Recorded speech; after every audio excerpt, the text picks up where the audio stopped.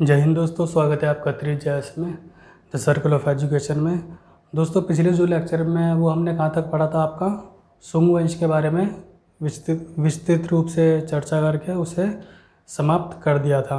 अब शुंग वंश के बाद जो आपका वंश आएगा, ये कौन आएगा? आपका कर्ण वंश। ठीक है दोस्तों, तो कर्ण वंश के बारे में ज़्यादा जानकारी मिलती नहीं है। एक छोटा सा जो है इसका इतिहास में रूप देखने को मिलता है। आइए उसी के बारे में छोटी सी चर्चा करते हैं।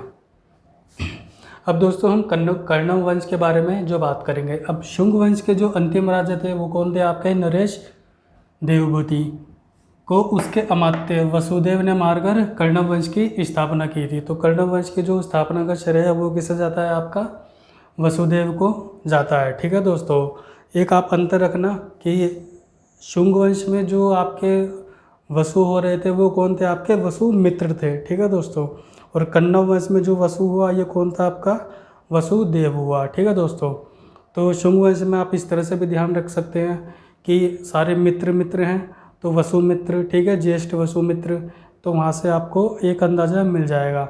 और वसुदेव तो वसुदेव है ही है कर्ण वंश का। ठीक है दोस्तों, तो ये आप डिफरेंस अंतर कर सकते हैं। अब यह इतिहास में कण्वायन के नाम से भी जाना जाता है। ठीक है दोस्तों, तो कर्ण वंश के आधार पर क्या नाम दिया गया है? इसे कण्वायन भी दिया गया है। अब इसने दीर्घकालीन समय तक राज्य किया।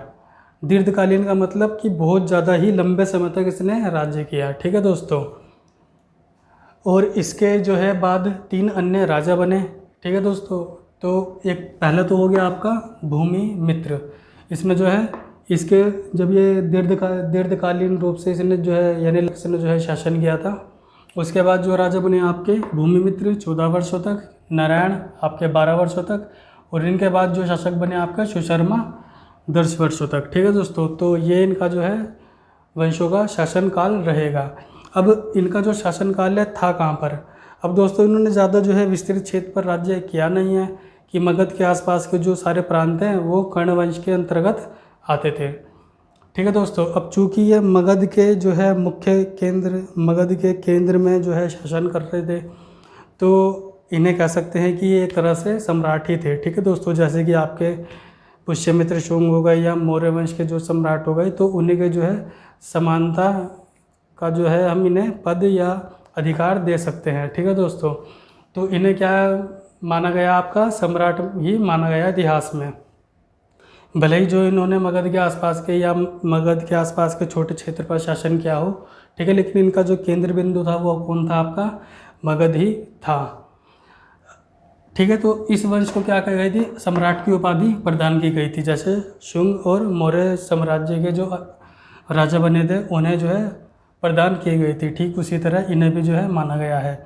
अब वैदिक परंपराओं को इन्होंने आगे बढ़ाया, जैसे कि शुंग वंश ने जो है आपका वैदिक परंपराओं को आगे बढ़ाया, तो इन्होंने भी जो है वैदिक परंपराओं को शुंग वंश की तरह आगे बढ़ाया। अब इसका जो है अंत किस तरह हुआ कि सुशर्मा को शिमुक ने मारकर कर्ण वंश का अंत किया। ठीक है दोस्तों, अंतिम जो शासक था इसमें कौन था? आपका सुशर्मा था। अब सुशर्मा को किसने मारा था? शिमुक ने मारा था। शिमुक कौन था? आपका कहाँ से संबंधित था? यह आपका आंध्र यानी कि आंध्र प्रदेश से संबंधित था, यानी कि दक्षिण भारत से संबंधित था। ठीक है दोस्तों, अब कर्ण राजाओं को क्या कहा जाता है? आपका शुंग भृंत भी कहा जाता है। ठीक है दोस्तों, कि अगर ऑब्जेक्टिव टाइप कभी क्वेश्चन आए तो आप डायरेक्ट ही लिख दो।